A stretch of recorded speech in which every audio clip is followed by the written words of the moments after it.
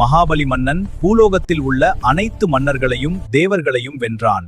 வெற்றியை குறிக்க தானங்கள் செய்து அசுவமேத யாகம் செய்கிறான்.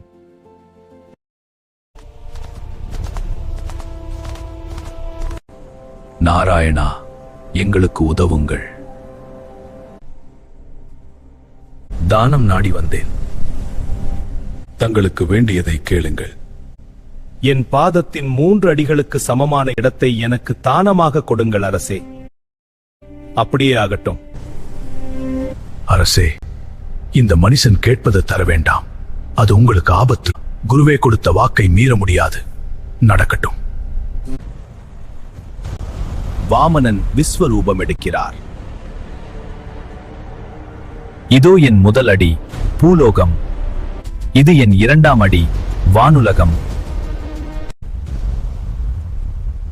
அரசே, நான் 3ஆம் அடியை வைக்க இடமில்லையே. எங்கே வைக்கட்டும்?